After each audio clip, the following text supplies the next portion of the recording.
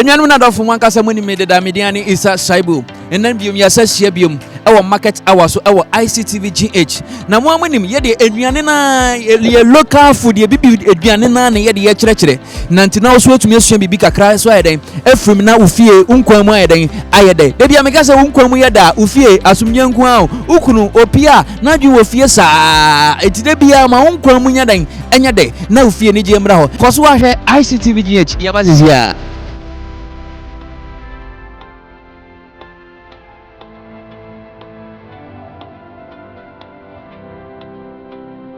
Alright, yes, ye mamba ko hanu baba kyerɛkyerɛ yɛm aduane mu ahodo kwan fa so yɛ aduane a ubedi no wɔnsa na wasapa wɔnsa sa da hye hɔ wati aze akukɔ Lightsoup ani fufuo pa me kan ma mene ntosuo wallahi mene ntosuo aduane no wo hwɛ a yɛn kyerɛ nwie ba to hwɛ bɛ kama over here bɛ kama na yɛnya mamba ko yɛne ntwetwe nkɔmɔ no ɔnkyerɛ ne yɛnsu ade kakra ma me mpacho ɛte sɛn adomo pacho yɛ fro sɛn pacho friend Mary Mami Mary, me pacho, diani den ena ode ye akukɔ Lightsoup ene fufu a mami se be manu e ofia akɔ opia na na dwon wanachi pacho ede ne den pacho pi se mi koto enam na mi uhuru ho ni ma yi ho nwi ni nyina enam be akukɔ nam pacho mi ye wi a mi uhuru ho 2 times ne ma twi garlic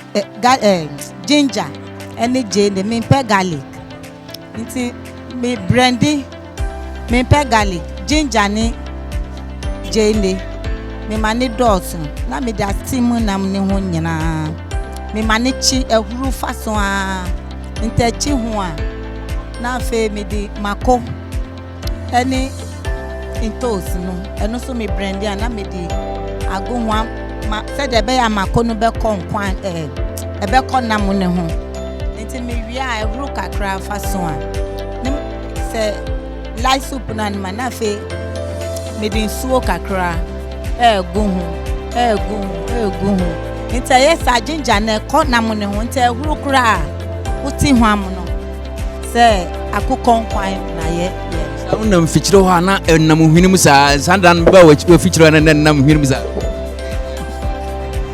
pacho na siso na ehuru me di magi nyina estimu na no se de be ya di a taste mu obeti ene nchi nti wi a pin kakra ni ma tue esi ho ni ma dwa banchi na me di asiso nti me dwa na me di si jani so wi a ebia banchi ni bia ni ma tue ma sadi kwa na siso akosi ta ma me go fufu ni ma twetwe obia di ama bi pite aduane na o aduane no ma meni ntosuo aduane be kama aduane ne be de mama yedase pa se wa kyerɛ akukɔ Lightsoup ani fufuo enti wo hwɛ a megidi sɛ wo so wasua bibi kakra yɛ den afrim a ɛbɛma wo nkwan mu ayɛ den ayɛ de ɔso no dɔmpɛ garlic ebia ɔso pɛpɛ garlic a odi be wo no na muso ayede aye kama na lege bege laga aha makos away ICTV GH market hour na ogusu a wo hwe no aha na ayade suanko a na mame yeda se so wa kire akukɔ Lightsoup ene fufuo na mame yesi unse bibia na koye adesua anti mame spell akukɔ Lightsoup ene fufuo Very ameli mbacho enu kwali wanyami eni mu die me hwe me Marcos ko na me suku no na sa time no me de me sat me no nti ama me ntumi sua ade wo school. Come on, stand here. I will lay you. Be dey won that's it. But you watch it and no. Na mami, pacho, o se na enwani bebre aba. Na ye pese esa sua de foforo. Na won se na nyanum fo enwani bebre aba. Bibi won se nti ye pese wo kire kwan fa so bibi ye beti se bi se shawarma. Shawarma jime. Oh, shawarma no betumi a kire me nti ase. Jesus. Pacho na fo ndro enwani bi aba restaurant enwani aba. Pacho brase mo restaurant edwane ya fa no bi antiti ni efie aduane na Bravo. That's your mama me that's it. My that's it. Was yam fa efie yam fa hono aduane antete no. Ye de ye bibimu mu. Eye ekokon kwan akokɔ Lightsoup ani fufuo ni na de tete no. Enti no okoso a se we bibini a di bibini anu ya den aduane na nyini che because eno na ye de den e de tete ye. Mama ye that's it. Yam nhira o.